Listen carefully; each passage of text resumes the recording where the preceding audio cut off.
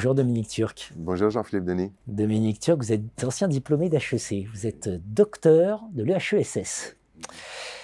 Dirigeant et conseil d'administration, réveillez-vous, j'ai oublié de le dire, vous êtes ancien président de l'AFPLAN, l'Association française des planificateurs d'entreprise. Tout à fait, oui. À l'époque où il y avait de la stratégie. Exactement. Ouais. Dirigeant et conseil d'administration, réveillez-vous, vous êtes hors sol face aux exigences du 21e siècle.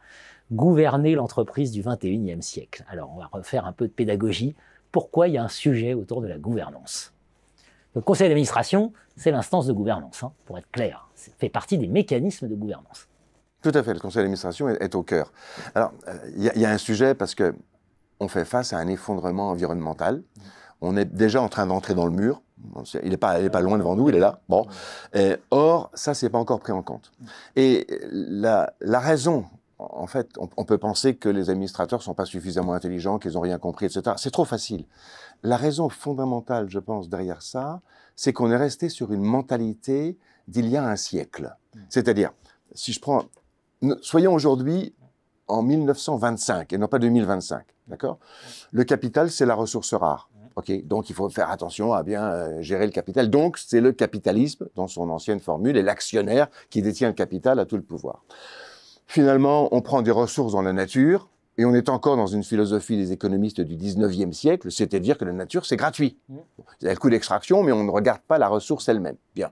Et puis, on rejette les ressources, les déchets dans la nature, que ce soit dans la mer ou dans l'air, et finalement, c'est acceptable. Parce qu'en 1925, les ressources, effectivement, il y en a beaucoup, et l'air et la mer, c'est des bons filtres, pas de problème. Ben, là, le monde, il a changé. Aujourd'hui, ça, c'est complètement fini. Le capital est beaucoup plus abondant. Bon. Les ressources, elles sont plus si gratuites que ça, et on sait qu'elles nous coûtent très cher sous tout un tas d'autres plans. Et les déchets, on peut pas les remettre dans la nature.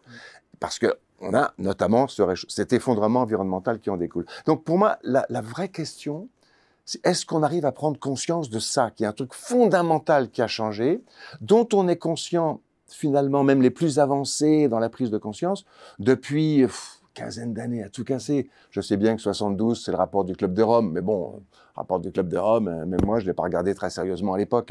Hein. Et donc, c'est aujourd'hui qu'il faut prendre conscience, parce qu'aujourd'hui, ça y est, on est dans le mur. Voilà. C'est donc pour ça qu'aujourd'hui, on est hors sol. Il y a une vraie question de responsabilité derrière, c'est-à-dire que les actionnaires sont irresponsables. Voilà. Pour faire simple, j'ai tout de suite en tête la loi Pacte, le statut de société à mission, c'était une volonté aussi de cette prise de conscience, de responsabiliser. Ben, les actionnaires aujourd'hui, leur seul risque, c'est de perdre la valeur de leur action. Ouais. Bon, si vous étiez actionnaire d'Orpea, il était passé de 100 € à 0,50. Bon, ben, vous avez tout perdu. Ouais.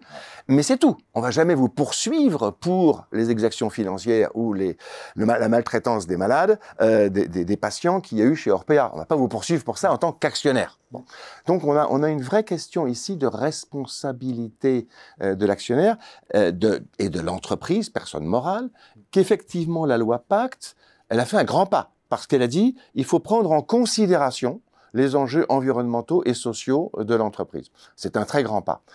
Ce serait un pas encore plus grand si on disait il faut prendre en compte les implications environnementales et sociétales. Parce que si on disait prendre en compte, ça veut dire qu'il faudrait le mettre dans la comptabilité, notamment vos émissions de CO2. Hein, ou les inégalités sociales que vous pouvez faire, que vous pouvez provoquer à droite ou à gauche. Donc, on n'est pas encore là, mais il va falloir y venir, de toute façon, parce que l'effondrement environnemental, même si on a une sorte de backlash aujourd'hui sur l'environnement, on voit bien aux États-Unis, ben, le mur, il est quand même devant, hein, donc ça ne va pas s'arrêter comme ça. Bien au contraire. Bien au contraire. Bien au contraire, il est urgent de se réveiller. Dirigeants et conseils d'administration, réveillez-vous, vous êtes hors sol. Merci Dominique Turc. Merci Philippe.